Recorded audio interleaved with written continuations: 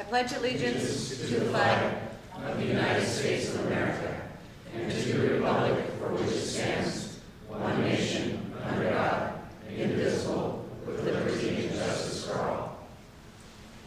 So this is it's generally our typical general membership meeting, and we're not going to do our typical course of business because we have a full plate with guest speakers. But we do need to conduct one issue of business, and that is passing our meeting minutes from last month. So if you guys would take a look, there's one on each table, and make sure that they're accurate so that we can pass them and move on. Move we approve as presented. Hold on, wait. Second. Discussion. Do we have a discussion? Yeah.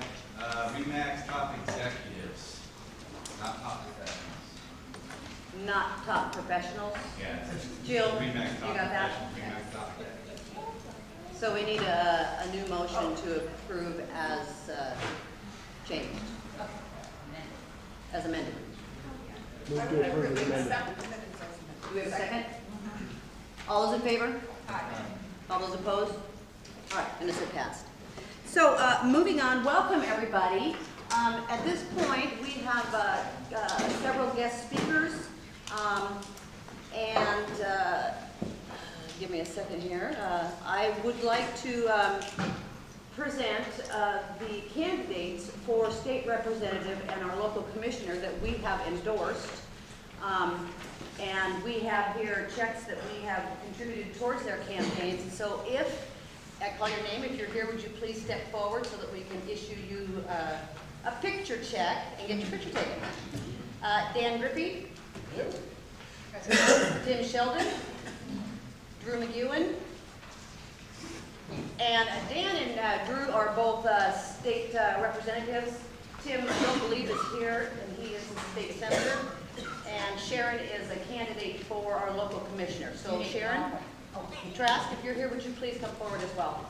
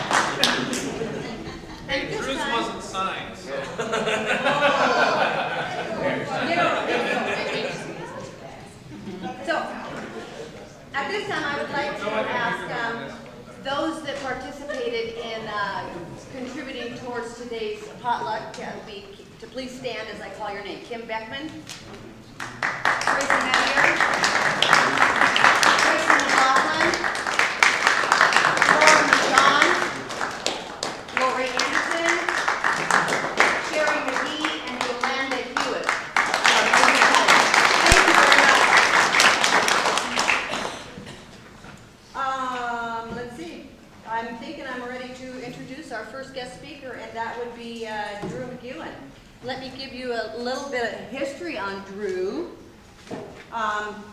Reading straight from the presentation here. Drew McEwen was first elected to the House in 2012 and quickly emerged as a leader on issues including tax reform and education funding reform. Drew has brought a bold agenda to the legislature, rooted in his experiences as both a business and civic leader in his community. Drew is on the House of Representatives leadership team, currently serving as assistant floor leader. Additionally, he serves on the Joint Committee on Veterans and Military Affairs and the Joint Task Force on Economic Resilience of Maritime and Manufacturing in Washington. Drew served in the United States Navy for 6 years. Please join me in welcoming Drew McEwen.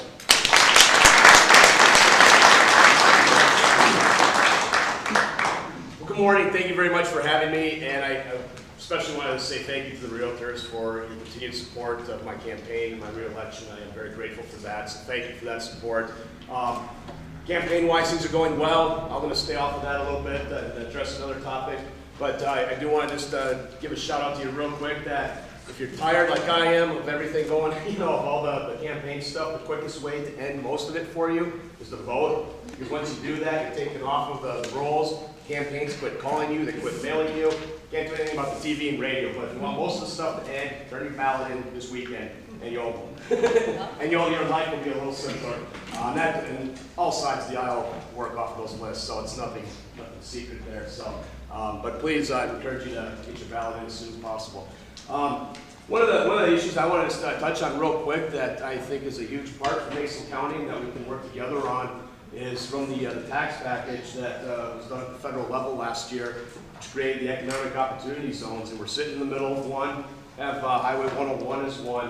And if you're not familiar with that, basically it allows investors to come together, do developments of any scale, and defer their capital gains taxes for 8 years on those. It's a huge opportunity, and so when you look at Mason County, we need more housing, we need more opportunities in that regard. This is a huge project. I can't speak of where because it won't be public until next year. There's a huge one known as Kitsap that's going to change the face of the community up there. And taking advantage of that, and it's pulled together local leaders and local business people. And what's going to happen in that particular community when that's released next month is it's going to be changing. We can do the same thing here. So I just challenge us all to let's work together. Let's look for where those opportunities are and bring people together.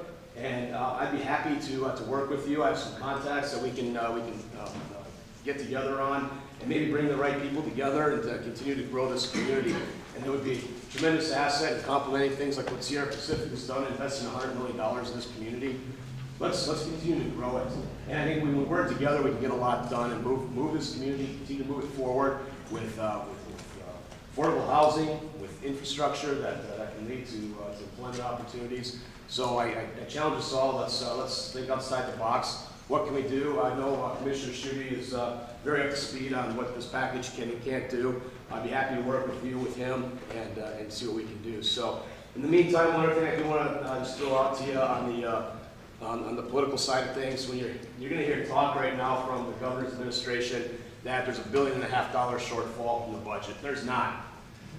There's just not, okay? We've had record revenue in the 6 years I've been in office. We've grown the budget from $34 billion to $51 billion, not by tax anymore, but by the sheer economic strength of this economy. That's a 50% increase in 6 years, ladies and gentlemen. There's $1.5 billion shortfall from what he wants to spend versus what's out there. And so he uses that drumbeat to advocate for higher taxes.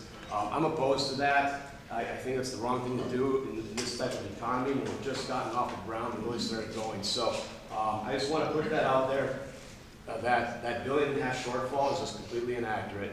And I look forward to continuing to work hard to bring fiscal responsibility at the state level. And again, I appreciate all of your support and I look forward to continuing to serve this community. Thank you.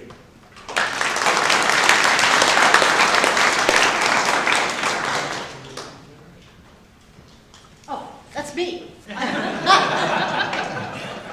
There was, we just got back from fall conference, and I want to take a minute to share with you some of the issues that were discussed at the legislative steering level, and that's in regards to the next year's potentially proposed tax increases. Real estate, the talk is that we're going to be very likely seeing some real estate excise tax increases coming up, both at the state and county level. The capital gains rates and exemption changes, we're expecting to see some changes in that as well. The talk is also that B&O taxes are very likely going to rise, and we as an association on the state level will be combating some of those as this upcoming year comes along. Also another issue was the septic point of sale inspections on septics. That was a big discussion at the conference, and where that goes remains to be seen. But just keep that in the back of your minds that those are issues that affect our real estate industry. So our next guest speaker is Dave Wyndham. Are you here, Dave? Don't see Dave. At this point, then I'm going to move on to Andy Conklin, and we'll pick up Dave if he comes.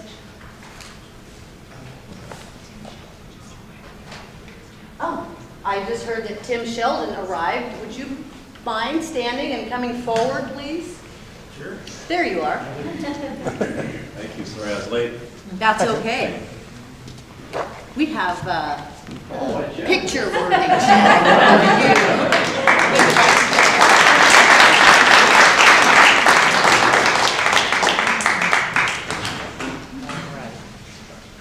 Thank you. Thank you very much. And with that, we're going to move on to our own Andy Conklin, who has been doing a housing issues briefing presentation for us for, I'm here 7-8 years. It's been every year for quite a while, and it's an awesome presentation. He's been in the real estate industry for the last 26 years, and he is 5th generation Mason County family member. Would you like to get going? Start your presentation? I think I'll just wait about 10 minutes for Dave. For Dave? Okay. No, okay. All right. Now I got to make sure this works because I was going to take the opportunity to do that.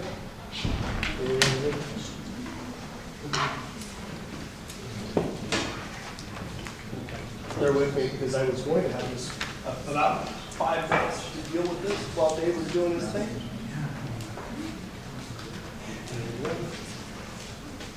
Pull it up.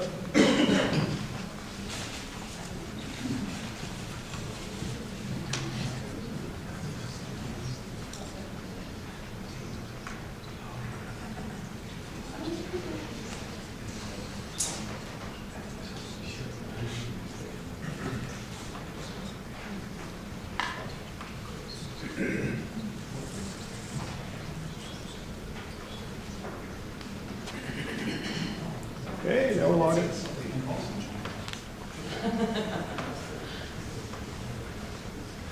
Got to turn these lights down so you can see that a little bit better. So thank you. This is one of the highlights of the association's year to be able to bring this information to ourselves and to other folks around the county that are key pieces to keeping everything moving and moving forward. So thank you for being here. I'm going to dive right into this. I'm basically going to be talking about what the real estate market's been doing in the last year, what has gone on at the city, county. Well, I actually left the county out because Dave talked about it earlier. So now it's and the school district. There's some great things happening around, and so that's where we're going to head. So the Mason County housing market, we're going to look at the number of active listings as of the end of September. And in 2016, there were 459 active. This is just single-family residential housing units. And this is countywide. 459 housing units in September of 16. In 17, that number decreased to 388. And right now we have, or at the end of September, we had 335. So we hear about an inventory decline. There's what we're talking about. Now we go move on to the number of sales that have closed in September. In 16, we had 109 sales. And this is closing through our multiple listing service. There are private sales that happen without us, and that any of those private sales aren't accounted for in these numbers. So 109 in 2016. In 2017, there was 141. And this year in September, there was 103. A little bit of a slowdown. Inventory's falling. Numbers of sales are falling. What those two numbers get to, which is really a really good way to measure a market, is the number of months supply that we have available to us at any snapshot in the market. So the number of months supply is a really simple calculation. You take the number of active listings available and you divide that by the number of closed sales per month or per that month, and then that number will give you in 2016, it's 4.2. There's 4.2 months worth of supply. That's assuming nothing else came on the market, right? If it was selling at that rate, it would take us 4.2 months to consume that 459 listings. Just as an aside, there's some, the measure of a balanced real estate market is if there's 6 months supply. Okay, so if there's more than 6 months supply, it's leaning to the buyer's favor. If there's less than 6 months supply, it's leaning to the seller's favor. Okay, so the 6 month supply. September of 17 last year was at 2.8 months. So, you know, last summer was our low at 2.8. As of this September, 3.3.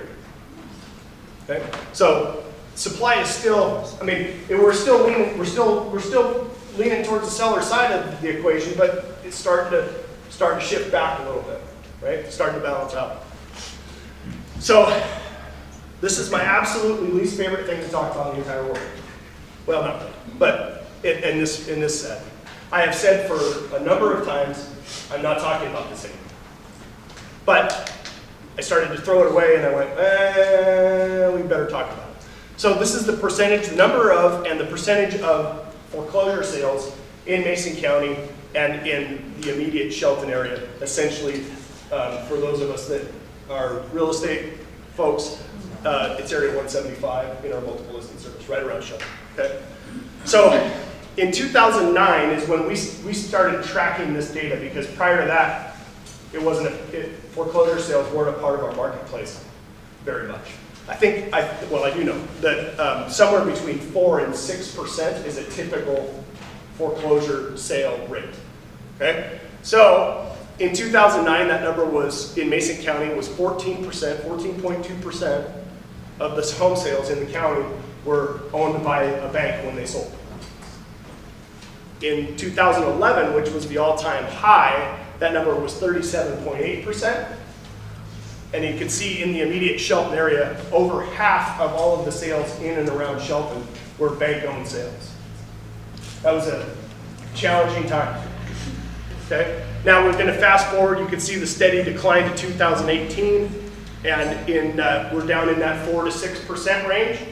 So until there's some major market shift, I'm done talking about this, and I'm committing to it.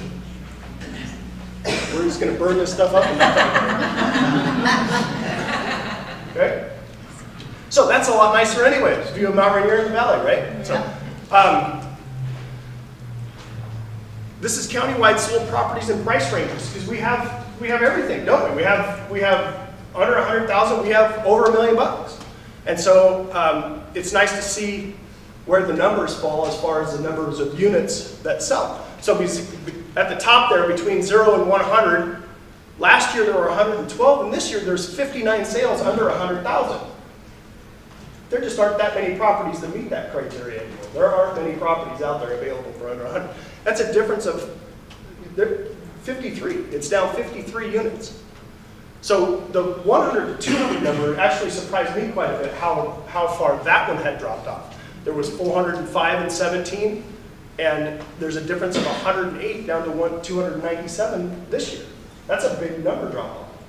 The rest of those prices you can see are all up, except for the bottom number down there is down, but that's made up in the under $100,000 under $100,000 range. So it is what that just comes to it is what it is. So this is also now month supply in those price ranges. Nothing terribly surprising here. 6 month supply at over $500,000. Those things just don't move as quickly around here. But the under 100 at 8 months supply there, I was surprised by that. My instantaneous theory on this is that those things that are under $100,000 are likely in pretty poor shape, in pretty remote areas. Could be manufactured homes that can't get financed. A number of things that are in the outlying areas waiting for somebody to buy, and that's just not happening.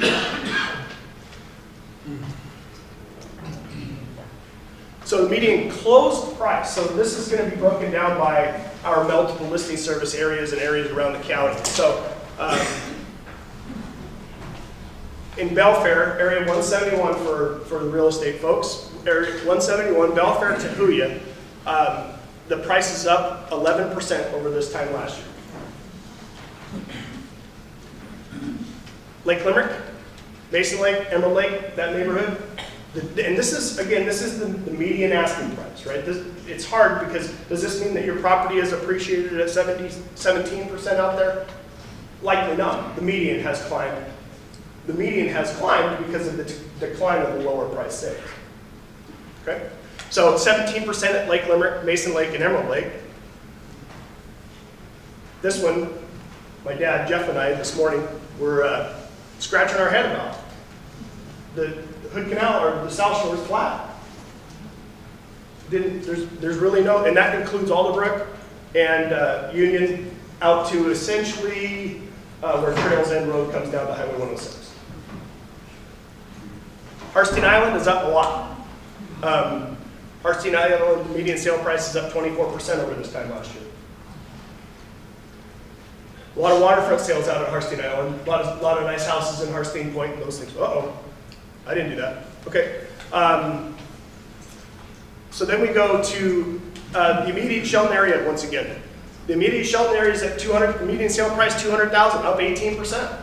That's good. I mean, we were way down there years and years ago. It's nice to see that coming back around. Agate and Pickering Road, up 13%.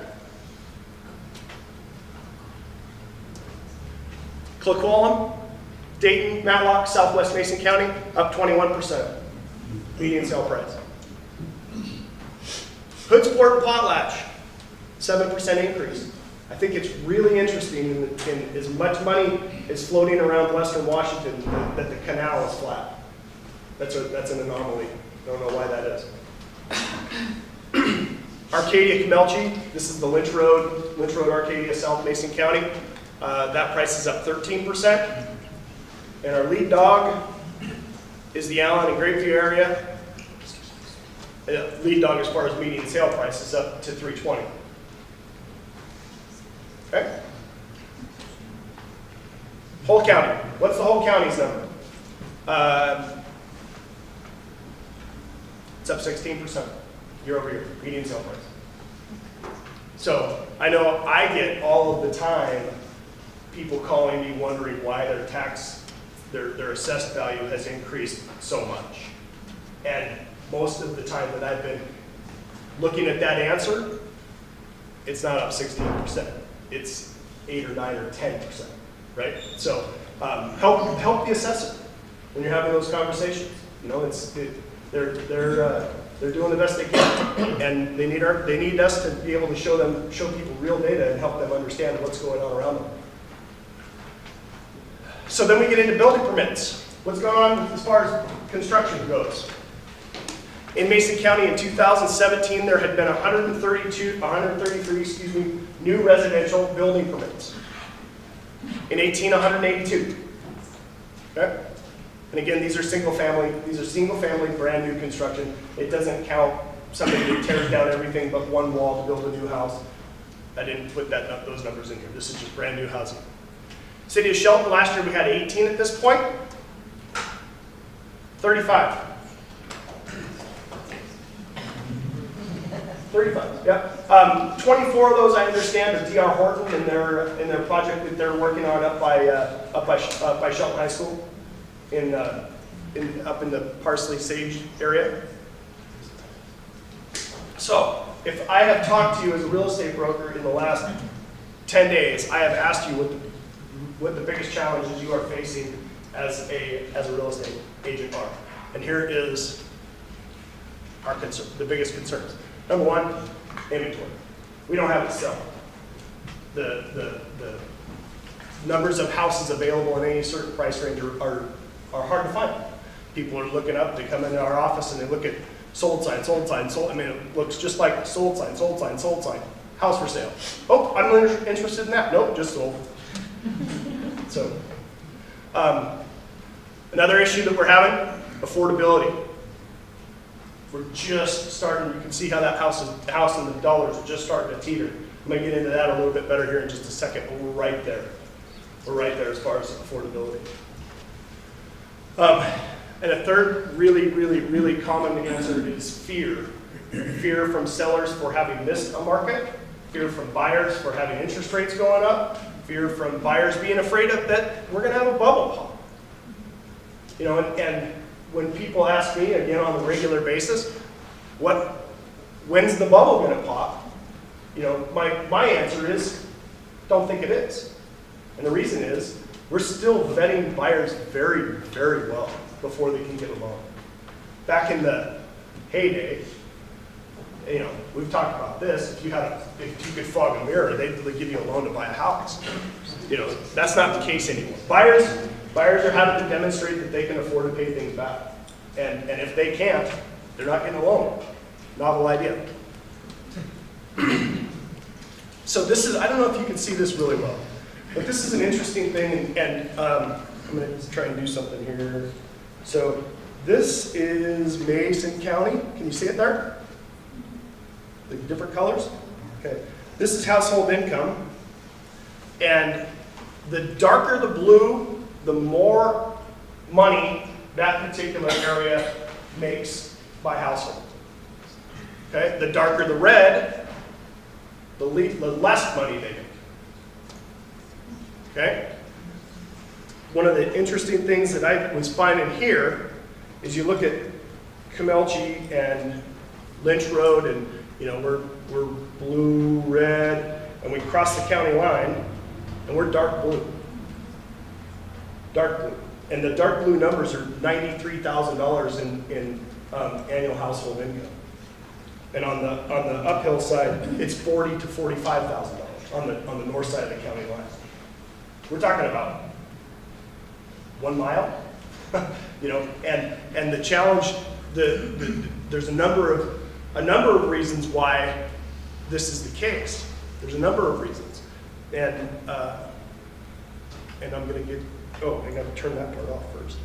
The median income in Mason County as a whole is $51,764.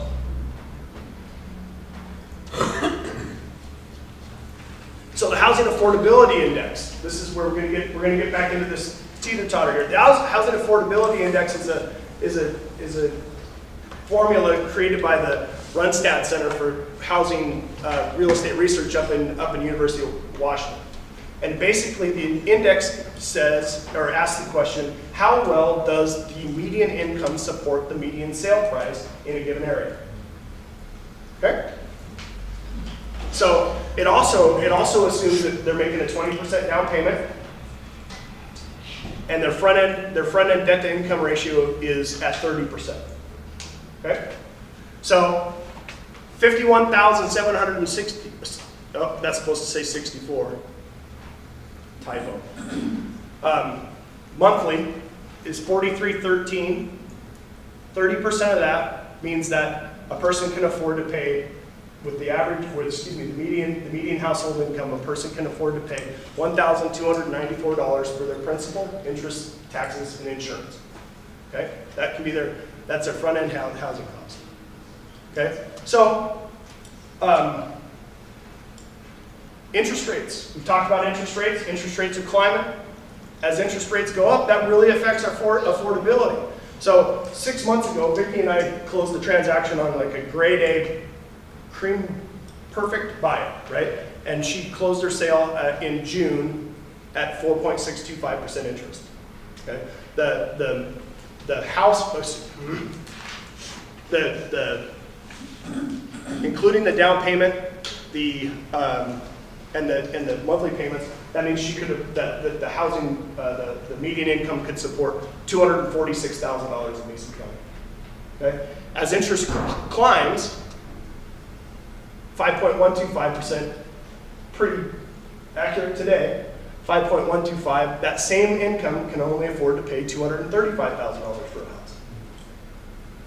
And as it continues to climb, at another half a point, down to $224,000. So interest is a big factor in affordability. Housing availability is a big factor in affordability. And household income is probably the biggest factor in affordability.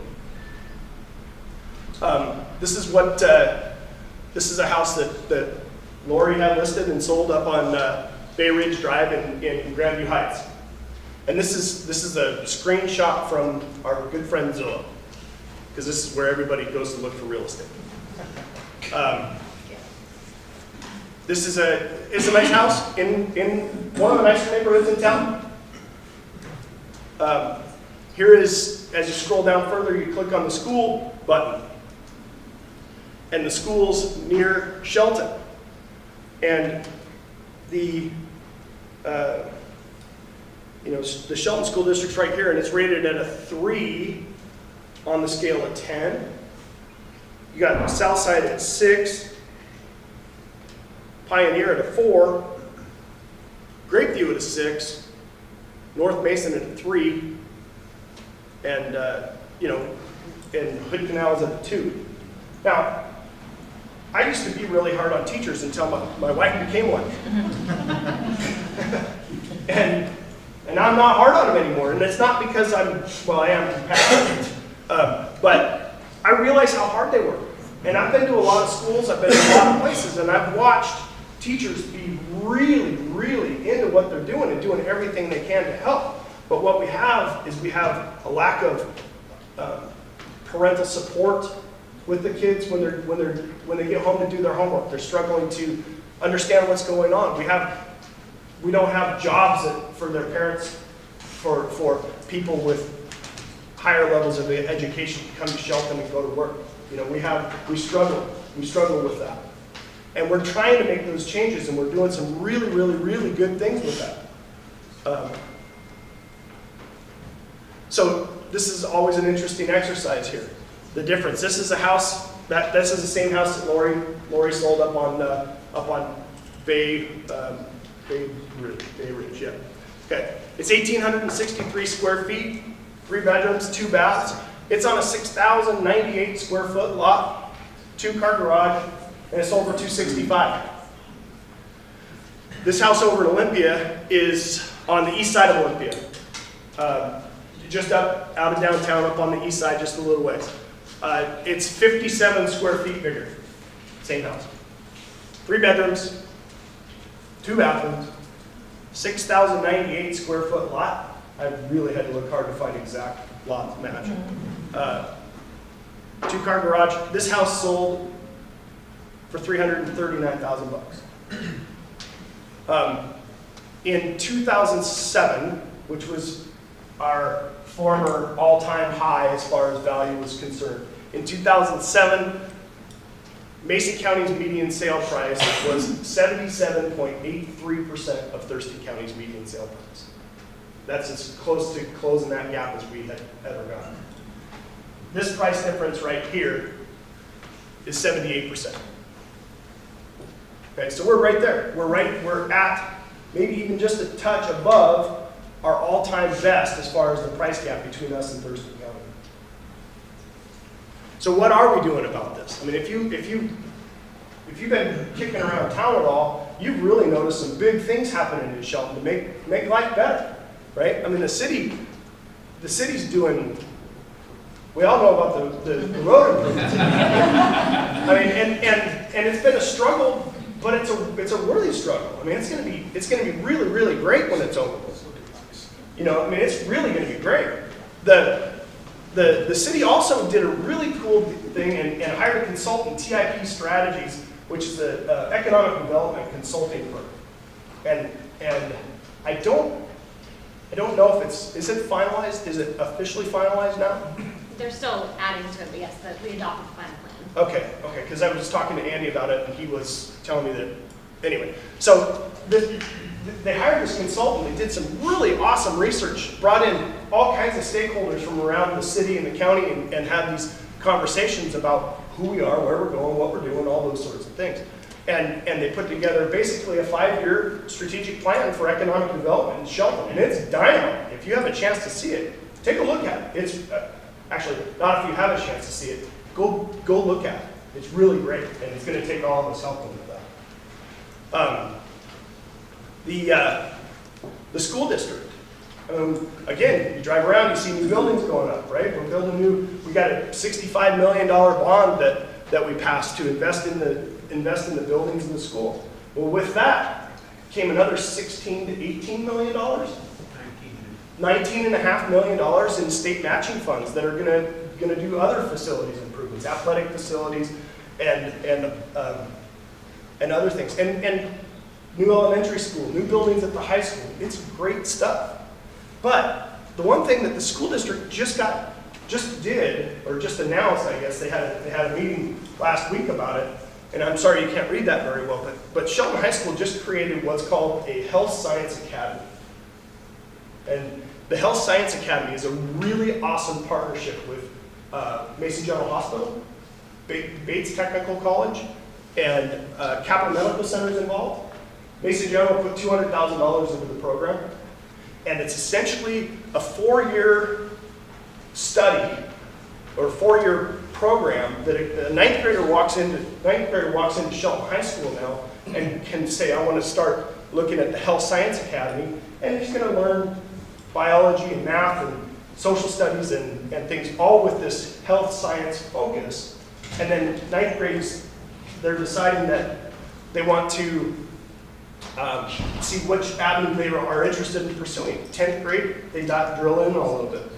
11th grade, they drill in a little bit more on it. 12th grade, by the time they graduate from the Health Science Academy in 12th grade, they're ready to go to work in the medical field or continue on in school.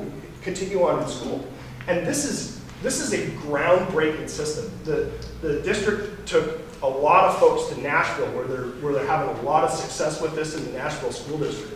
And they have adopted that. They all went down there for training. I think there are 7 teachers that are certified for health science learning up at the high school, and we're the only one in the state.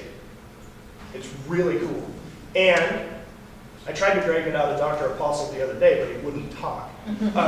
There are other announcements. There are my spidey sense says that we are going to hear an announcement about another academy coming forth.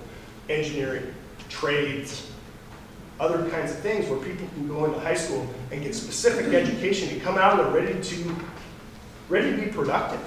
And we're the only ones in the state doing it. It's a really awesome thing. So I was really glad to hear about that. And when somebody is talking about how are the Shelton schools,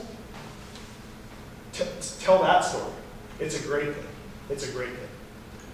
So with the city and the commitments from the city and the commitments from the community for the school district, another really great thing that we have coming forward is we're working on a YMCA, right?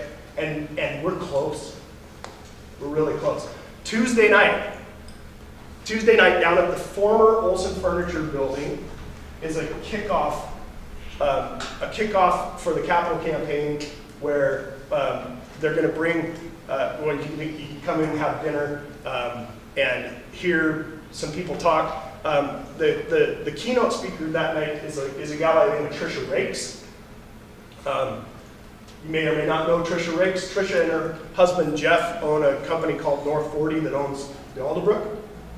Okay, North 40, or Trisha and Jeff are some of the first, I think they're in the first 10 employees at Microsoft. And they will be talking about being proud to be the first couple that was married as a result of Microsoft.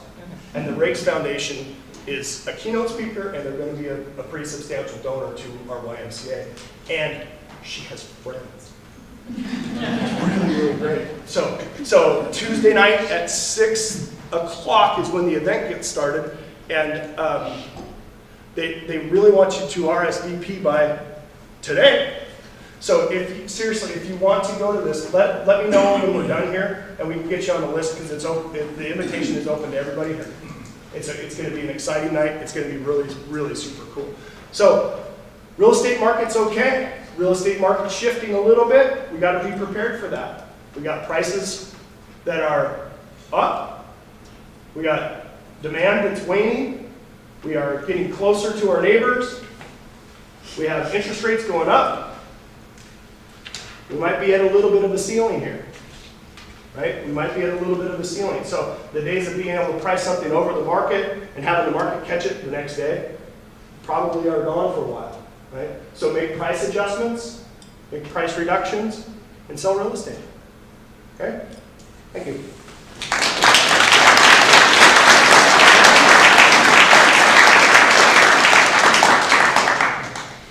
Before I introduce our next guest speaker, I would like to go around the room and have each of you introduce yourselves. I got a little out of sync here. I would like to know who everybody is and what you do. And can I start with you, please? David Campo, Shelton Mason County Journal. Bill Lopez, Richard Beckman Realty Group. Kimberly Wallenshot, with Century 21, Tracy Denier's assistant. Lisa Perry, Sierra Pacific Industries, but representing the chamber today. Deidre Pearson, Shelton Mason County Chamber, and City Council member. Jim Morrell, Peninsula Credit Union. Senator Tim Sheldon, need your vote on November 6th. Rick Anderson, Alan Windermere. Laura Rashawn, Windermere Henley. Gary Liddy with the City of Shelton. Mike Viola, Shelton Police. Sharon Dolan, and Farm Realty Group. Angela Barnes, Remax Top Executives. Richard Bell, Windermere Peninsula Properties, Allen and Welfare. Vicki Nunez, Academy Mortgage, your treasurer. Jill Penny, Berkshire Hathaway. Sue Garrett, Berkshire Hathaway. Kevin Crawford. Terry Mulhauser, new agent at Berkshire Hathaway. Richard Beckman Realty Group. Kim Beckman, Richard Beckman Realty Group. Darren Holland, Richard Beckman Realty Group. Logan Spear, Andrew Construction. Andrew Spear Construction. Brian Storling, Mason County Sheriff. Casey Salisbury, Mason County Sheriff. Lisa Frazier, Mason County Treasurer. Sarah Phillips, Mason County Title. Colleen Hollingsworth, Mason County Title. Jeff Conklin, Windermere, Shelton. Chrissy Henry, Windermere Shelton. Angela White, Olympia Master Builders, we have a chapter here in Mason County. Karen Hall, also Olympia Master Builders. Larry Humes, EXP Realty. Yolanda Hewitt, I'm with Olympic Title and Escrow. Sherry McGee, Olympic Title as well. Melanie Bacala, State Farm Insurance. Joel Meyer, Mason PV3. Alex Apostle, Superintendent Shelton Schools. Ellen Howard, Mason County Association of Realtors. Terry Drexler, Mason County Commissioner. Dave Wyndham, Mason County Community Services. Dave Bailey, Mason County Title. Ted Trask, Sharon Trask, chauffeur. Sharon Trask, running for Mason County Commissioner. Dan Murphy, State Representative. Jamie Malvern Scott. Tracy Rockland, Windermere Shelton. Jeremy Morris, Remax Top Executives. Kevin Judy, Mason County Commissioner. We know who you are. Kim Delaney, Remax Top Executives, current president. So with that, I'm going to introduce our next guest speaker, Mr. Dave Wyndham, who is a relative newcomer, although he's been for a little bit now, with the new department now called the Mason County Community Services Department. And together with public health, planning, permitting, building, and code enforcement, Dave brings a wide range of experience to the table with 25 years of private business and 27 years of National Guard service, including 2 tours of duty in Iraq before coming to public health. He initially started in environmental health in Okanagan before receiving his master's degree with in health science and becoming the administrator for Northeast Tri-County Health District based out of Colville. Dave's master's thesis examined the barriers to in-school childhood obesity intervention and is very active in our community. Welcome, Dave. Thank you.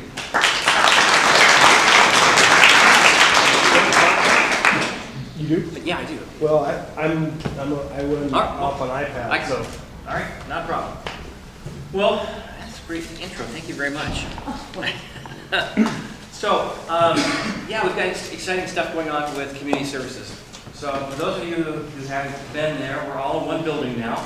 So, we're more convenient, except for construction. So, actually, yesterday we had no way to get into the building. We had paving going on in front and back and sides. Had all kinds of things going.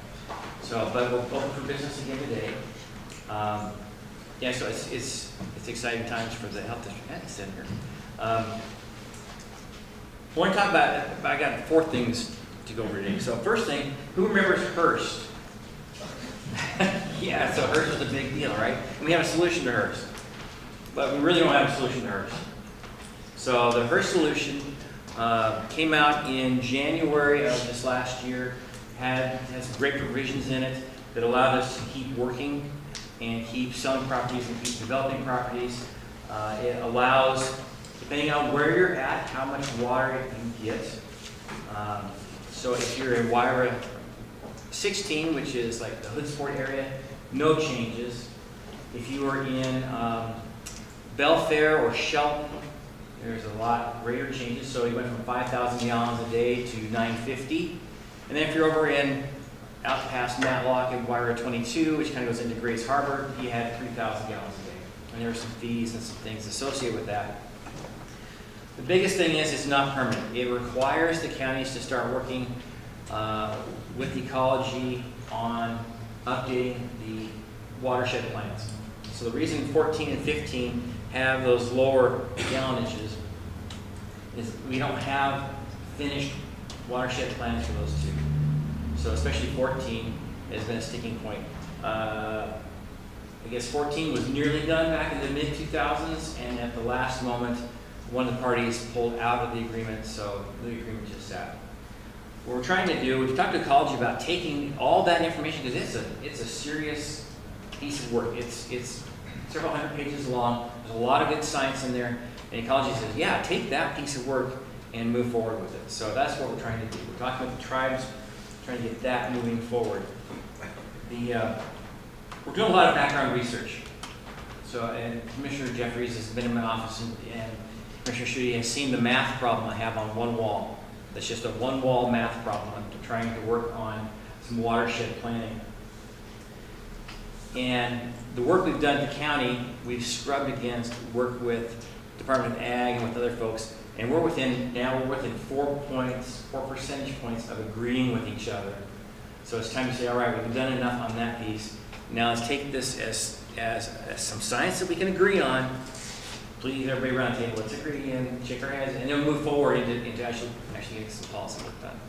So ecology is at the table. We've started putting together the committees, and I think Wyra 14 starts work next week, and I think 15 the week following, if I'm right. So we've divvied up those duties between the commissioners. So Kevin Schutte is going to be working on Wyra 14, and Commissioner Netherland is going to be working on 15. So we're kind of the junior partners in 15. So 15 we were going to have King County, Pierce, Kitsap, and then kind of us as the junior partner, which is the smaller portion of the southern end of that watershed. 14, we're the primary players with the Squaxins on 14. So we're the two entities that are really going to be at the table. Who saw the comp plan come out last fall? A year ago. Have you looked at the comp plan? It was a pretty good document. We got that thing from, I mean, we made a much more condensed comp plan. I think just in the health section alone, I took out, of the 35 pages, I took out 26 pages of the health plan. And really shrunk it down to some pieces that were understandable. And understandably, we got challenged by the Squaxins as soon as it was published. So we were the first county, we knew it was going to happen. We were the first county after Hearst to come out with a comprehensive plan. So we knew we were going to be the first county that's going to get challenged on how we deal with Hearst. So we went into it knowing that was going to happen. And we've been working with the Squaxins ever since then. And we now have an MOU basically that we're working on that's going to set aside the appeal, which consider that a lawsuit, but set that aside while we work through this process. So there's been some progress made around the table on that.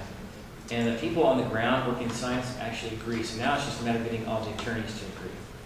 So, which is a completely different story. One of the things we're doing along those lines is low impact development.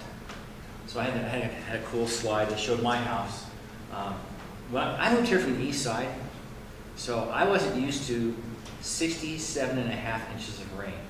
I came from a place where we got 8 inches of rain, and it came like twice a year. You know, you got some rain, and then you got snow over the wintertime. Halloween to April, you had snow. That's how it was. And you get 67.5 inches of rain. Started a thinking process. I talked about that math problem. So we're working on low impact development. And if you look at what we get here in Mason County, every acre in Mason County gets a minimum of 1.6 million gallons of water per year. We don't have a water problem, we have when the water arrives problem.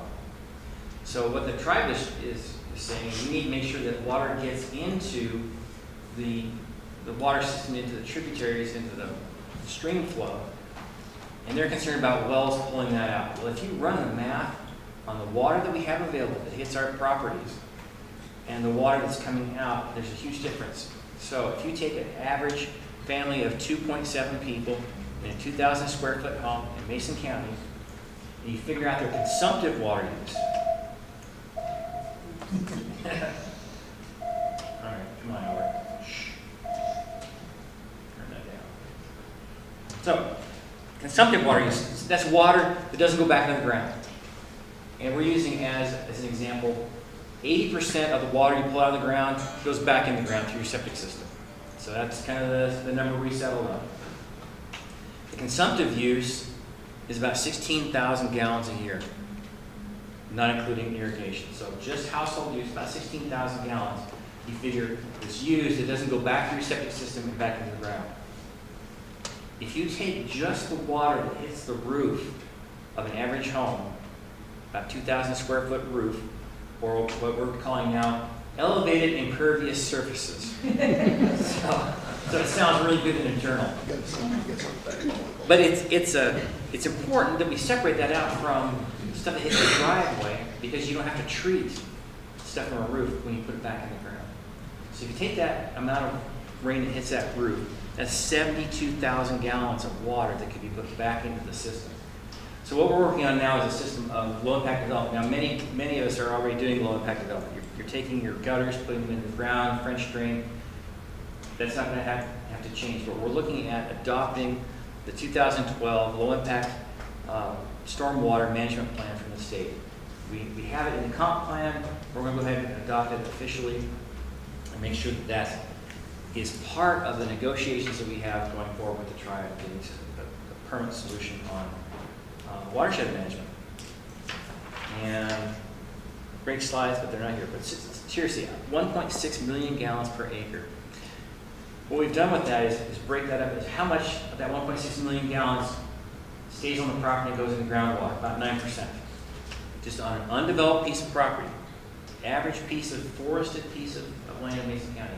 22% goes off into either Hood Canal or into the Sound. 33% is held up in the air and is lost to or evaporation. So the trees, grasses, those sorts of things hold that water, and then it's lost to evapotranspiration. And then you've got about 32% that just runs off. So it runs off at the wrong time of the year. It runs off in the wintertime. What we'd like to see is higher water flows in the summertime. So we can take that water that's in the roof and use that in an eventual way to build up stream flow. So that's part of what we're working on. Now, going to what you were talking about a little bit ago, housing availability.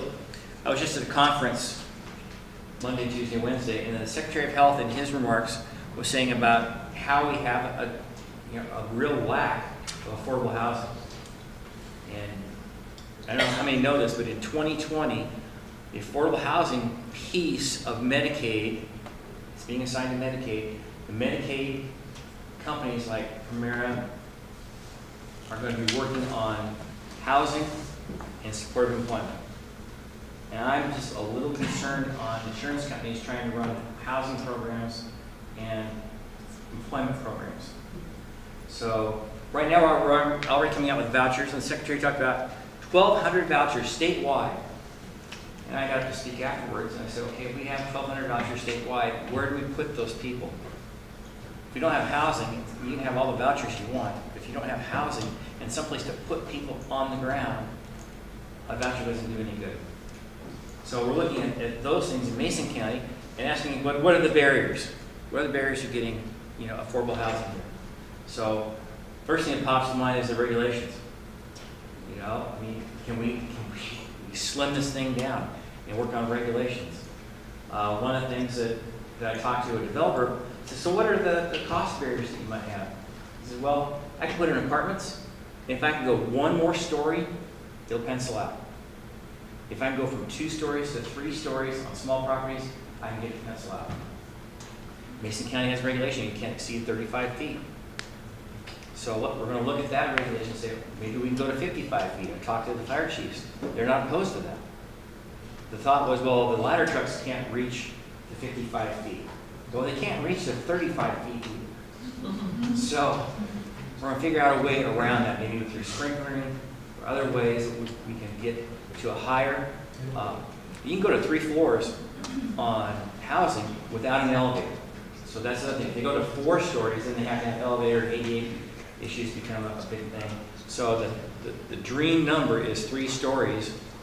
And we have places that already in Mason County, we have view properties, and there are regulations around those view properties. You can't block those view properties. Got that.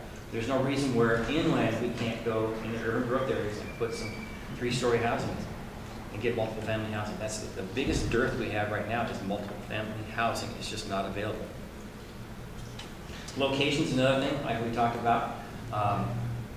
Probably not a shorefront property for low-income housing. I mean, a lot of our shorefront properties have been developed. We're not doing a lot of subdividing in the county.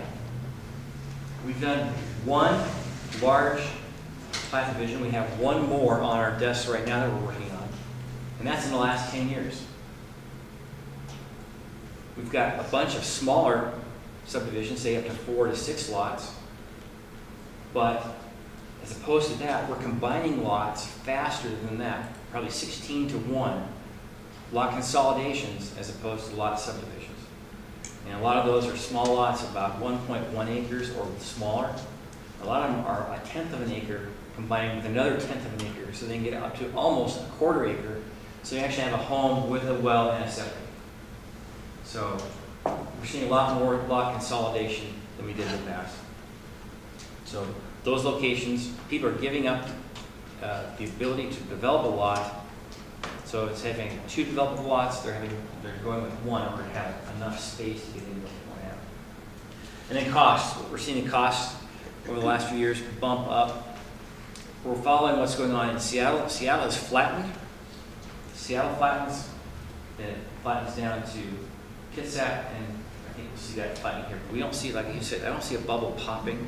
I really see just kind of a flattening out, leveling out. I looked at OFM data this last week. This year we are expected to be 11% higher than normal. Next year 9%. The year after 6%. So they see it just kind of flattening out in the near term. Another thing I want to talk about is code enforcement. We've been working with the Sheriff's Office. We've been working with the City of Shelton and some other folks, especially your building inspector there in the City of Shelton, to clean up some of these properties we've had problems with. You've seen the sewer work this summer. One of the things that came out of the people working in the sewer was rats. So we had the rats came out of the sewers and they started moving into some of these lots that were brushy and had garbage. And we started cleaning up a lot of those places and moving that kind of pest problem out. In the county, we're rewriting some of our policies. So we had rewritten them a couple of years ago to try to get a smoother process, and what we found is we kind of wrote ourselves into a corner. So we're going back to the ability to go to the hearing examiner on some of our problem properties. So let me kind of address what the new procedures are going to look like. We're going to prioritize. Call comes in, we prioritize it. If it's sewage on the ground, something that's a health and safety risk, top priority gets addressed right away. If it's my neighbor is messy, that goes to the bottom of the list. So we'll get to those. Right now, we still have around, just in building and planning, we have about 900 cases outstanding. When I first got here, we were about 1,800 cases outstanding. So we cut it about in half. After we prioritize them, we'll do an initial meet and greet, see if it's a valid complaint. We have a lot of calls, and it's not a valid complaint. It's just a neighbor versus neighbor thing. And they want the county to come out and be the heavy to deal with their problems. So if it's a valid complaint, they'll get a letter. It's just an initial contact letter. It's, hey, you got 30 days. We'd like you to come in and do a voluntary compliance agreement. We started doing that this year. We're getting a lot of people who are coming in and doing voluntary compliance agreements. It's a great tool in that it gives us something to hold them responsible to, because we didn't in the past. And they sign a voluntary correction agreement. The first thing it does is it removes their ability to go to the hearing examiner. He says, I will do these. I do solemnly swear I will clean up my property. I will take care of the sewage. I'll take care of whatever the problem is. And if I don't, then it goes to prosecution. So they don't have the ability to go to the hearing examiner. If they don't sign a voluntary correction agreement, they get another 30 days, and then we're starting to fine people. We're starting to write tickets and issue fines. We'll do that for 5 months. After 5 months, that process goes to the hearing examiner. The hearing examiner will make a judicial decision on the complaint. If they violate the complaint, then it becomes a criminal action again. So we're taking it and giving a person 6 months of process time to get properties under control, because some people just really have a problem with money, and we get that. Problems have taken a long time to accumulate. Sometimes it takes a while to get those things moved along. But we have gotten a little tougher on things. We have a couple of some problem properties, and we actually had one of our local residents challenge the judge this summer, and the judge sent him to jail for 30 days for putting sewage into a pond. And his comment to the judge was, I don't know why anybody cares, nobody swims in that pond anyway. So the judge was like, well, and that's why you're going to jail for a while. So we're taking a little tougher stance on code enforcement, but we're trying to do it in a way that guarantees due process, gives somebody a chance to get through the process in a way that's not too burdensome, and gets these things resolved and taken care of. And we're putting language back into the code that allows us, it has us very clearly written out. The code gives us the ability, we can fine up to $1,000 a day in some cases. That's just completely unrealistic. And I know the county does not want to own a bunch of properties that we've written a bunch of fines on. So that's not the direction we're going. We're going to use the fines as a way to get people's attention, to put some money into the abatement account. So if the county does wind up with the property, we have some money to clean up the property and get it ready to get back out on. What I really want to talk about, the fun stuff, and this really is the fun stuff. We've got a new program coming on board that's going live soon. I had hoped to have it live by now. It's called SmartGov. And it allows people to submit their building plans online. You can take a thumb drive with your building plans from your architect, put it in your computer, email it to us, and it starts the building plan process. It's a slick program. Sheriff's Office uses it for training, right? I think SmartGov. Or now it's called Dude Solutions. So they're bought out by somebody else. So it's a great program. Kid staff is using the same software. Not only does it allow people to submit their stuff online, they can pay for it online, and they can track it online so they know whose desk it's sitting on. So if they do have something gets hung up, they know who to call. So it has a great public portal that goes with it. We started the process back in July of actually getting the software uploaded. We hope to go live with it by 1st of November. And then we ran into the millions of files that have to be brought over from the old system into the new system.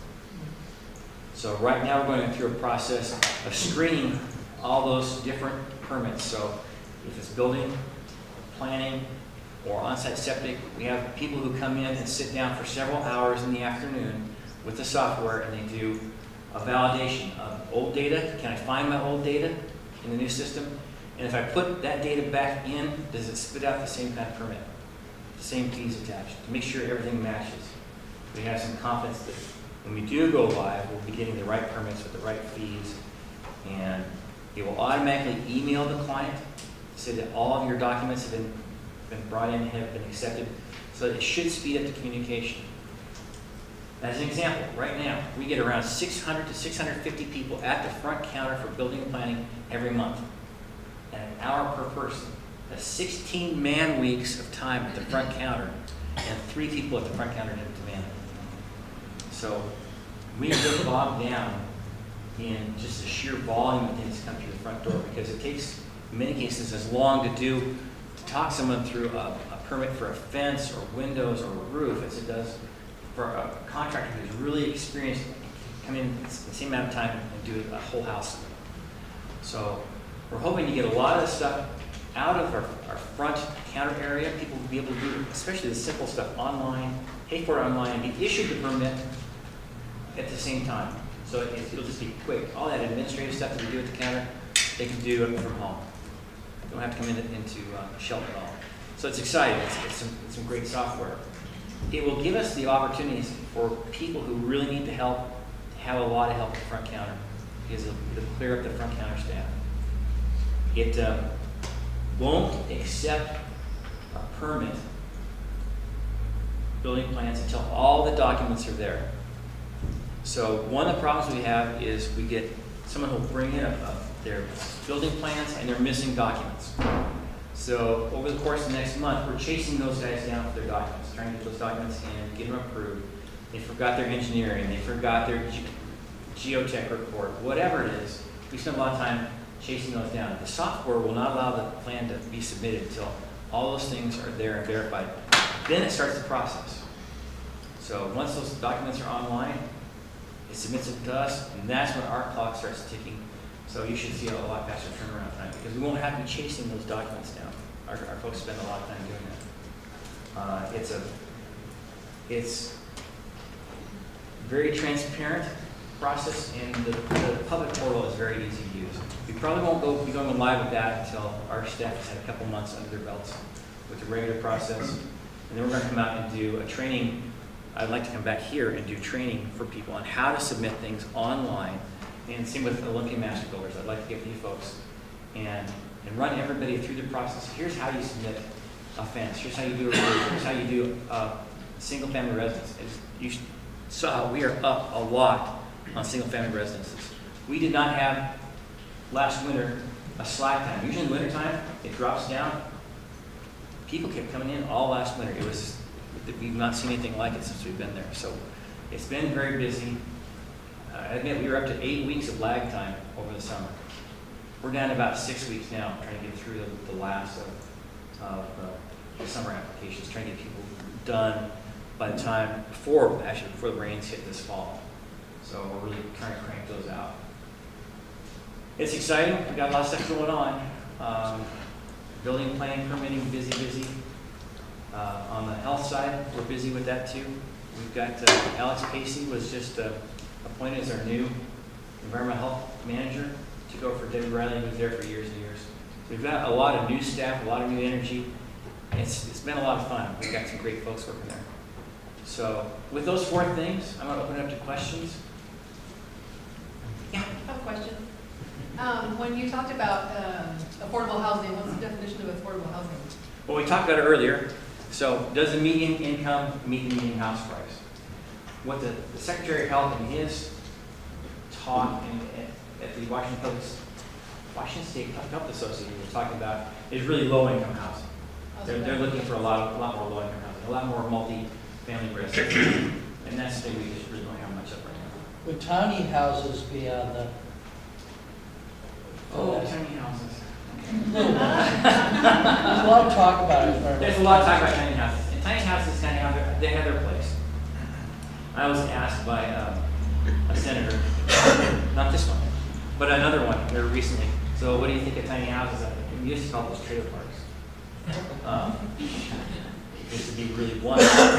Tiny houses have their place. I think they're a solution. But the problem is the infrastructure has to go with them, because they still require on-site septic or attachment to sewer. They still require water. There's all these other things that go with those as well. And right now, the regulations haven't caught up to the whole concept of tiny homes. So I think the legislature will be looking at that this year to try to free up some of those things, so we can, instead of saying each tiny home has to have a 2-bedroom septic system, that doesn't make sense. Maybe we can cluster these things and have larger on-site septic systems that the state will permit. So right now, they're a good solution if you have a connection to sewer and connection to transportation. So, yeah. On that subject of tiny homes, what about holding tank? Well, unfortunately, the RCW only allows holding tanks in 2 circumstances. One is for a repair, and one is for RV, like dump stations. So again, RCW does not allow those. Dave, so you talked about plat applications and things that are sitting around. And obviously one of the biggest deterrents from anybody submitting any kind of plat applications is the lack of water, even within the urban growth boundary, and the Department of Ecology's inability provide any water rights so a developer can take the risk of doing any of that work with any hope of getting water rights for that kind of development. You see a fix there? You see how we can, because we're not going to provide that housing outside the city limits very far here until we can come up with a viable water source for these housing units. Yeah, and that's one of the biggest problems. I'm hoping the low-impact development will get us kind of around the corner a little bit. If we can get the lawsuits to stop, we used to be able to draw 5,000 gallons, and 5,000 gallons a day per well would support some development. If you start getting down to 950 or less, it's making it more and more difficult, especially to do small subdivisions. And like you said, water rights now are taking about 15 years to get through the system. Right. It's sort of mind-boggling to me that you would think that the Department of Ecology could staff an entire department with charging increased premiums to developers who'd be willing to pay it to minimize their risk to expedite water right applications. A whole water right application expedition department could fund itself easily from developers wanting to move things along quicker. You would think. Yeah. What else? Yeah. Has there been any talk of metering wells in the HERS decision discussions you had? There's been talk. There's been no movement forward on it. I've tried to get past the discussion on metering wells in kind of a backhanded approach. So we know that a lot of our systems have pressurized systems, and we know on the design for that system how many gallons per pulse on the pressurized system. So for example, my home, I get 39 gallons every dose that goes out. I'm averaging 2.5 to 3 doses a day. So I can tell what my water use is by looking at what we're doing for outflow from the septic system. Add another 10 to 20% for total use.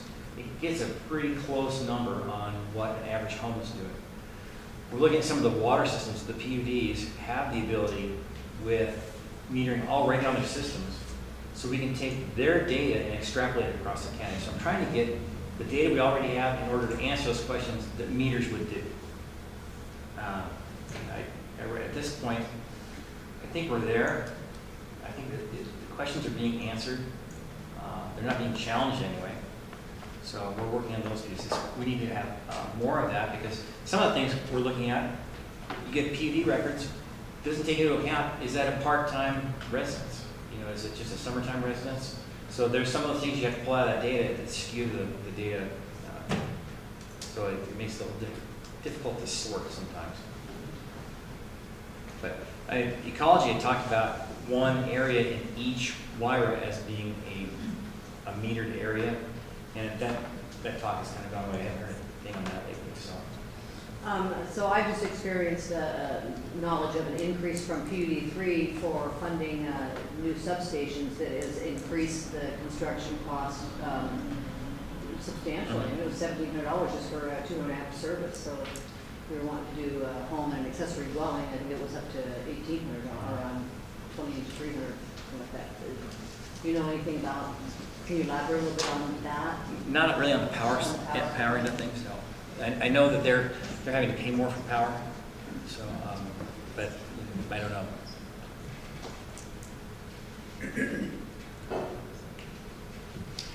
Well, with that, I think that we have.